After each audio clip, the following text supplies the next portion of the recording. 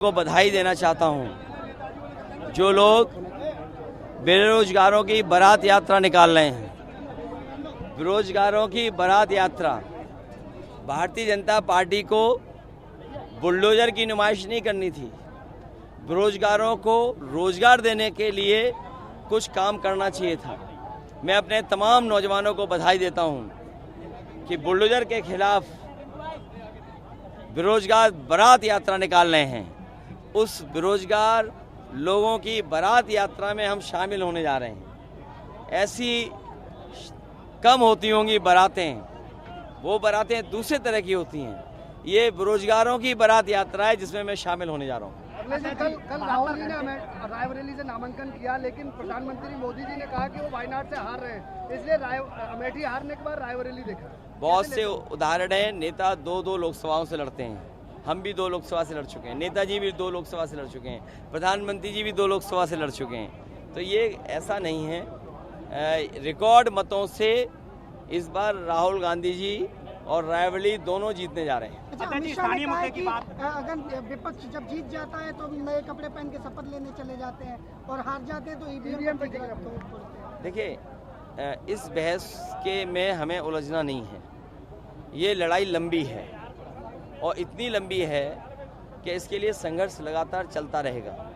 और आप लोगों की जानकारी के लिए, क्योंकि आप जानते हैं वो बातें हैं, जर्मनी ऐसा देश है जो हमसे बहुत संपन्न है, आर्थिक रूप से, सामाजिक रूप से, पर कैपिटा इनकम से, और दुनिया का बहुत ताकतवर देश है। वहाँ पर ईवीएम इस्तेमाल करना अनकॉन्स्टिट्यूशनल माना जाता है। अगर ईवीएम से वोट पड़ेंगे तो अनकॉन्स्टिट्यूशनल होंगे।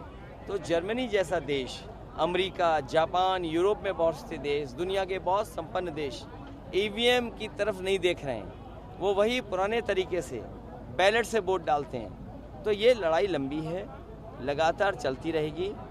और हम लोगों ने तय ये किया है, ईवीएम से हरा करके ईवीएम हटा देंगे। ईवीएम से हरा के और ईवीएम हटा देंगे। जब जर्मनी जैसा देश ईवीएम से वोट पड़ने को अनकॉन्स्टिट्यूशनल मानता है, संविधान के खिलाफ मानता है। 2016 में जनसंख्या भी तो अधिक है, आप मैनपुरी को दी और सैनिक स्कूल की दुर्दशा बहुत खराब है। सरकार ये मुख्यमंत्री ही उल्टे पुल्टे हैं। इन्हें कोई अच्छी चीज़ अच्छी नहीं लगती, हर अच्छी चीज़ को ख़राब कर देते हैं। एम्बुलेंस ख़राब कर दी, पुलिस को 100 नंबर देकर के ख़राब कर दी। अब पुलिस जाती है तो दोनों पक्षों से वसूल लेती है, क्योंकि 100 से 112 कर दिया। जो गिनती बढ़ाई मुख्यमंत्री जी ने, पुलिस को लगा कि उन्हें रेट बढ़ा देना चाहिए, तो रेट बढ़ गया। सैनिक स्कूल, ये वो सैनिक स्कूल था जो फौज में बड़े बड़े पदों पर पहुंचाता और नौजवानों को अफसर बनने का मौका मिलता। वो सरकार जो अग्निवीर जैसी टेम्पररी नौकरी ला रही है, वो सैनिक स्कूल को कैसे स्वीकार कर सकती है? समाजवादियों की सरकार बनेगी, एमपी जीतेंगे यहाँ से, सैनिक स्कूल पहले की तरह चलेगा, जिससे बच्चों का भविष्य बने और देश में अच्छे अफसर बनकर के मैनपुरी से जाएं और देश की रक्षा करें। थर्ड फेज का चुनाव है, आप कितनी सीटें मान रहे हैं समाजवादी पार्टी? 2 फेसों में तो जनता ने बीजेपी को पलट दिया, इसीलिए 400 पार का नारा भूल गए, भाषा बदल गई उनकी। ये तीसरे चरण का जो चुनाव होने जा रहा है, इसमें सफाया भी होगा, 7 समुंदर पार फेंक दिए जाएंगे हार आकर के। और इस राउंड के बाद 7 तारीख के बाद 7वें राउंड तक बीजेपी हारती जाएगी। अच्छा, बीजेपी का भविष्य के मुख्यमंत्री हैं। तीसरे चरण में आपके परिवार के 4 लोग कैंडिडेट हैं और चारों के चारों जो है करारी शिकस्त का सामना करेंगे। देखिए, परिवार के लोग लड़ रहे हैं, जो लोग हार चुके हैं, हारे नहीं हैं अभी, हारने नहीं जा रहे हैं। बीजेपी के लोग हार चुके हैं, तभी उनके भाषण देखे आपने। किसानों की आय दोगुनी पे नहीं बोल रहे हैं, बेरोजगारी पे नहीं बोल रहे हैं, पेपर लीक पे नहीं बोल रहे हैं, महंगाई पे नहीं बोल रहे हैं, यहाँ पर क्या काम किया उसके लिए नहीं बोल रहे हैं। हम तो आपसे कई बार सुझाव दे चुके थे। ये जो टूरिज्म मिनिस्टर हैं, कौन सा टूरिज्म किया इन्होंने? कौन से टूरिज्म को इंफ्रास्ट्रक्चर बेहतर कर दिया?